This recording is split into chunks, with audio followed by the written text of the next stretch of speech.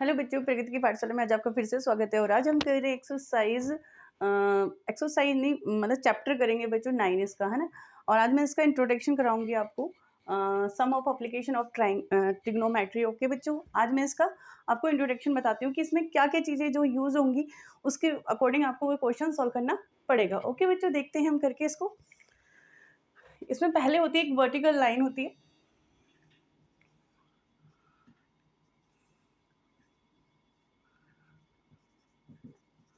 फिर आती है एक इसमें एक वर्टिकल लाइन होती है और एक होती है हॉरिजॉन्टल लाइन।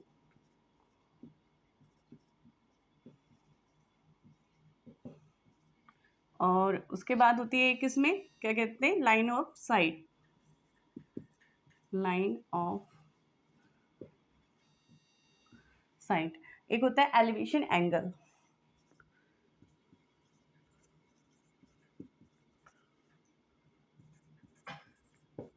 एक होता है डिप्रेशन एंगल।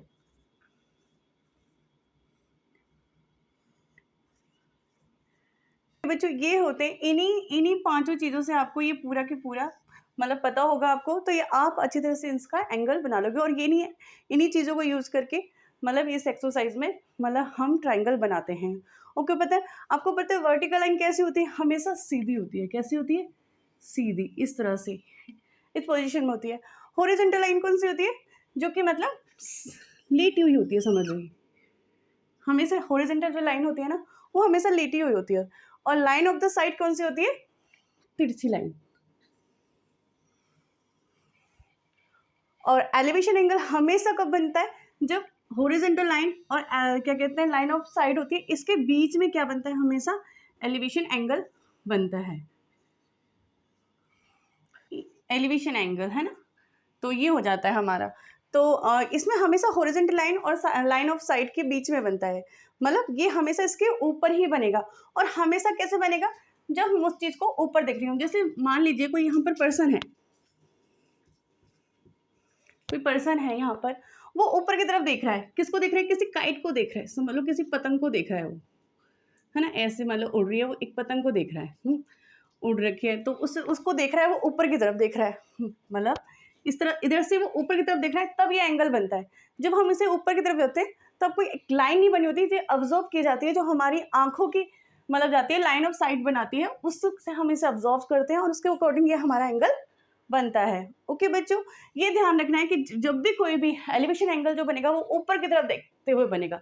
मतलब आप चाहे नीचे जैसे गली में खड़े हो, अपनी छत पे किसी टंकी को देख रहे हो, तो एलिवेशन एंगल बन रहा है। बस आपको इसी चीज का ध्यान रखना है, एलिवेशन एंगल हमेशा क्या बनता है? ऊपर की तरफ बनता है। तो आपको लिख सकते हो,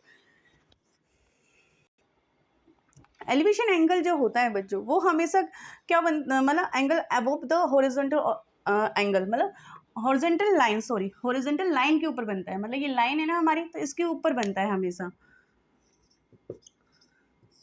इसके ऊपर ये हमेशा हमारा क्या बनता है? एलिवेशन एंगल बनता है। और फॉर्म द बिटवीन द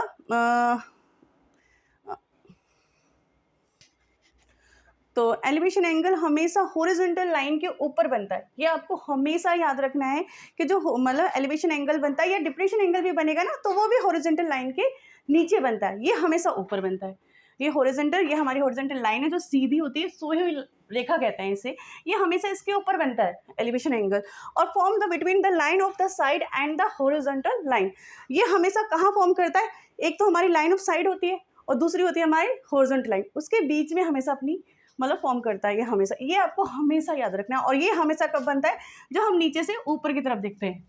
अगर हम हमेशा कोई भी ऑब्जेक्ट मतलब देखेंगे, हम तो ऊपर की तरफ देखेंगे। जैसे पतंग है, कोई बर्ड्स है, कोई मतलब टंकी है बिल्डिंग के ऊपर, कोई बिल्डिंग का कोना है, किसी पोल का टॉप है, अगर हम उसे देख रहे हैं तो ये हमेशा एलिवेशन एंगल बना रहा है। यहाँ पर कोई भी एंगल हो सकता है, 30 डिग्री हो सकता है, 60 डिग्री हो सकता है। तो डिपेंड ऑफ मतलब क्वेश्चन कि वो कौन सा एंगल उसके अकॉर्डिंग बना रहा है। और ऐसे ही होता है हमारा डिप्रेशन एंगल, है ना। और ये आपको समझ आ गए होंगे तीनों। हॉरिजॉन्टल लाइन कौन सी होती है? सोई हुई लाइन होती है। और लाइन ऑफ साइट कौन सी होती है? जो किनारे वाली, जो हमारे मतलब जिसे दृष्टि रेखा कहते हैं, जो आंखों के द्वारा बनाई जाती है, जो ऊपर की तरफ हम देखते हैं। और वर्टिकल लाइन तो वही होती है, आपको पता ही, आपने छोटी क्लास से पढ़ते होंगे, जो सीधी लाइन होती है। बस सीधी लाइन होती है, इसका यही होता है। बाकी इन दोनों लाइनों के ऊपर ही एंगल हमारा फॉर्म करता है। ओके, अब मैं इसको बताती हूँ डिप्रेशन एंगल कौन सा होता है। अब डिप्रेशन एंगल है जो ये क्या होता है, नीचे बनता है बच्चों। नीचे कहने का मतलब ये है कि यहाँ से नीचे नहीं, मतलब यहाँ पर क्या होती है, एक हमारी हॉरिजॉन्टल लाइन खड़ी मतलब हो जाती है। यहाँ पर समझ लो कोई पर्सन है, ये यहाँ से हॉरिजॉन्टल लाइन मतलब सीधी लाइन बनती है इसके। तो ये हमारी जो है ना, ये इस वाले एंगल को कहेंगे हम डिप्रेशन एंगल।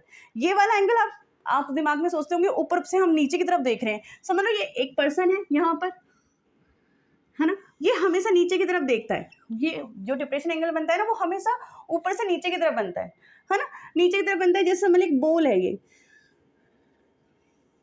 एक बॉल को देख रहा है, ऊपर से नीचे की तरफ देख रहा है।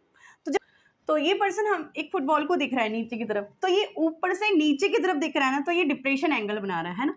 ये जो हमारा होगा, ये हो जाएगा हमारा डिप्रेशन एंगल। ओके बच्चों, ये वाला हमारा डिप्रेशन एंगल बन रहा है, मतलब ये ऊपर से नीचे की तरफ देता है। और एलिवेशन में क्या होता है, और नीचे से ऊपर की तरफ होता है। तो ये जो एंगल बनता है ना, ये वाला एंगल, ये वाला और ये वाला एंगल बराबर होता है। क्यों बराबर होता है, आपने 9th क्लास में पढ़ा होगा कि ये अल्टरनेट एंगल होते हैं जो जिग जैग की फॉर्म में बन जाते हैं। मतलब ये एंगल इक्वल है ये वाले एंगल, क्या आपने पढ़ा होगा 9th क्लास के अंदर। तो इसलिए ये हमेशा इक्वल होते हैं। एलिवेशन एंगल और डिप्रेशन एंगल क्या होते हैं, हमेशा इक्वल होते हैं। इसमें बस यही चीज़ें हैं आपको कि आपको ये ध्यान रखना है कि जो डिप्रेशन एंगल बनता है वो ऊपर से नीचे की तरफ देखते हुए बनता है, कि मैं अपनी आंखों से नीचे की तरफ देख रही हूँ। जैसे मैं किसी फुटबॉल को देख रही हूँ या अपनी बिल्डिंग पे खड़ी हूँ मैं ऊपर, और नीचे मैं गली को देख रही हूँ, तो मैं एक डिप्रेशन एंगल बना रही हूँ। किसके थ्रू, अपनी मतलब लाइन ऑफ साइट, मतलब एक दृष्टि रेखा के थ्रू बना रही हूँ, उसे एक एंगल बना रही हूँ। वो रेखा दिखती नहीं है, उसे हमें ऑब्जर्व करना होता है, तो हम नीचे की तरफ देख के उसे बनाते हैं। ठीक है बच्चों, तो depression angle belong the horizontal line. तो ये क्या बनता है, ये हॉरिजॉन्टल लाइन है, ये इसके नीचे बनता है हमेशा। और एलिवेशन एंगल क्या बनता है, इसके ऊपर बनता है। मैंने लिखा था ना यहाँ पर कि अबव मतलब ऊपर बनता है ये, और डिप्रेशन एंगल हॉरिजॉन्टल लाइन के नीचे बनता है। ये चीज़ आपको इसमें ध्यान रखनी है। दूसरी क्या करनी है, form between the line of the side and the line of the horizontal line, मतलब हॉरिजॉन्टल लाइन और लाइन ऑफ साइड के बिटवीन, मतलब बीच में ये बनता है, ये फॉर्म करता है। ओके बच्चों, ये इसमें आपको पता होना चाहिए। और इसके अंदर आपको पता होना चाहिए, जैसे कोई भी है, एक तो आपको अननोन साइड दी होगी और एक नोन साइड दी होगी। मतलब आपको ध्यान रखना है, एक उसमें आप अननोन साइड को जानते हो और एक होती है मतलब नॉन, जिस साइड को आप जानते हो। इसमें एंगल के अंदर आपको क्वेश्चन के अंदर दी होगी, आपको एंगल भी दिया होगा और साइड भी दी होगी। जैसे फॉर एग्जांपल के लिए मैं बताती हूँ आपको, जैसे कि ये हमारे एक वर्टिकल लाइन, मतलब कोई भी पोल या बिल्डिंग समझ लो, ये खड़ी हुई है, और इससे क्या हो रहा है कि ये इस लाइन से एक एंगल बना रही है ना, ये वाली समझ लो। तो हमें पता है कि ये मतलब एक एंगल है, तो आपको पता है ये आपको एक मतलब एंगल 30 डिग्री का दे रखा है। आपको ये वाली साइड दे रखी है, जैसे 10 मीटर दे रखी है, और ये साइड आपको नहीं दे रखी है। तो इसको हम मान लेते हैं ए बी सी, है ना, इसको मान लिया। तो आपको ये साइड दे रखी है और ये साइड नहीं दे रखी है, और ये साइड भी नहीं दे रखी है, और आपको फाइंड करनी है इस पोल की, मतलब आपको ऊंचाई याद करनी है, हाइट याद करनी है। तो आप कैसे याद करोगे उसको, तो जो हमारी अननोन साइड है उसे लिख लो, और नाउन साइड है उसे लिख लो। और ऐसा भी हो सकता है, जरूरी नहीं है आप इसको भी ऊपर लिख सकते हो। अगर आपको पता है साइड, तो आप ऊपर इसे लिख लो, नीचे से, मतलब इस तरह से आपको दिया होगा क्वेश्चन। तो आपको जो इजी लगता है, जो आपके मतलब एंगल के अकॉर्डिंग बनता है, जैसे ये एंगल और ये एंगल है, मेरे को ये याद करना है, तो आपको पता है परपेंडिकुलर अपॉन में एच किसके बराबर होता है, साइन के बराबर होता है, साइन थीटा के बराबर होता है ना। ये परपेंडिकुलर आ रहा है हमारा, तो ए भी हम क्या करेंगे, वही करेंगे। पंडित बद्री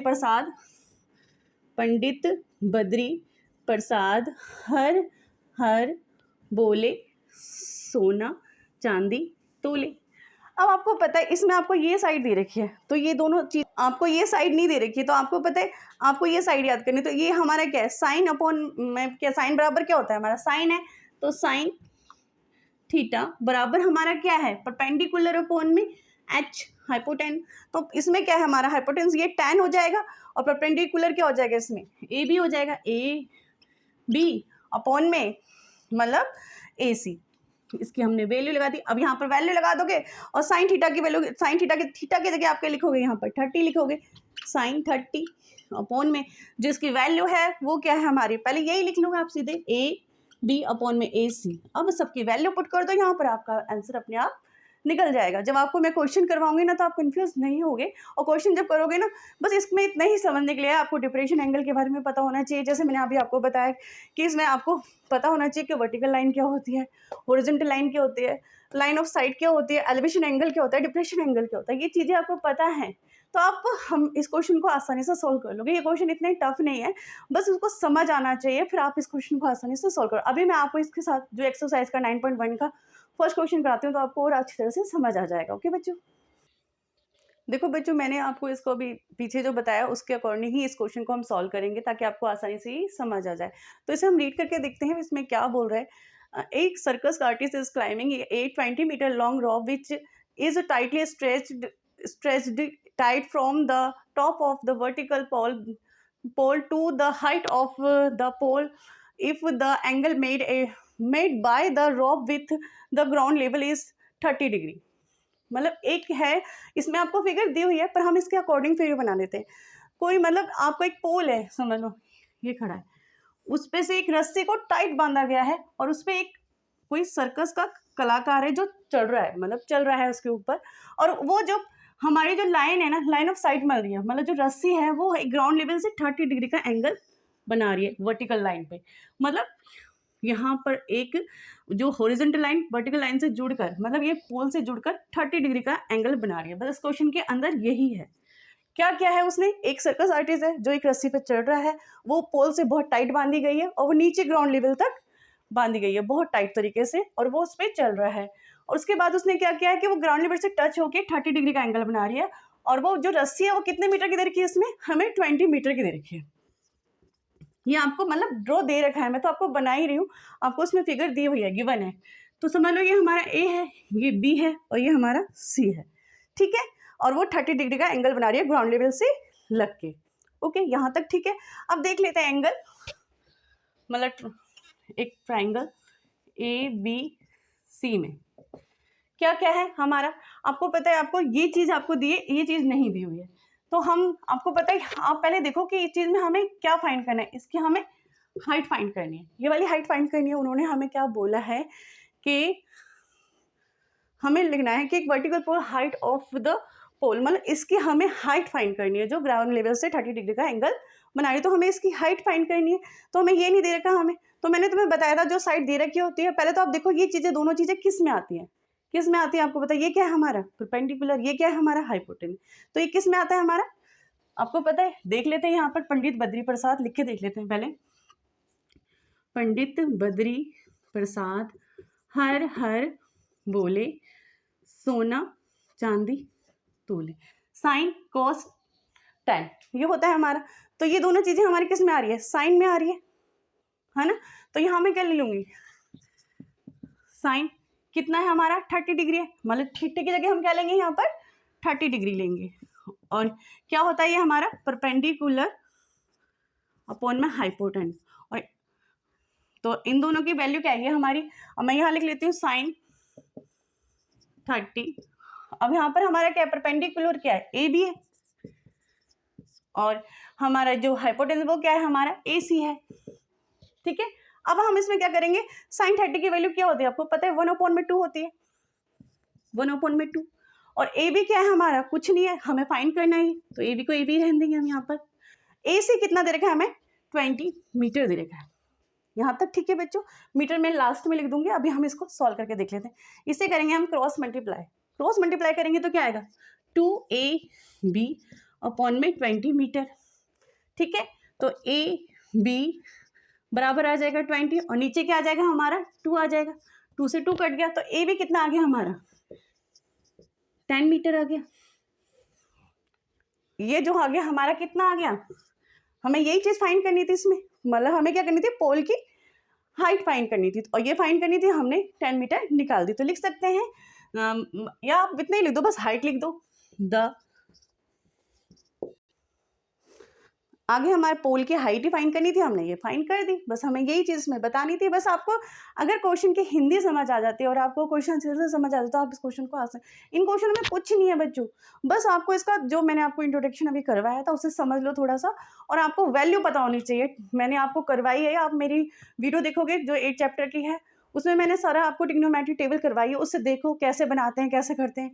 टेबल आपको याद है, आपको रेशियो याद है, तो आप इस क्वेश्चन को आसानी से सॉल्व करोगे। जो एक चैप्टर पूरा आपको याद है ना, तो इस क्वेश्चन को आप आसानी से सॉल्व करो। इस क्वेश्चन में आपको कोई भी प्रॉब्लम हो तो बच्चों आप मुझसे कमेंट बॉक्स में पूछ सकते हो। Thank you.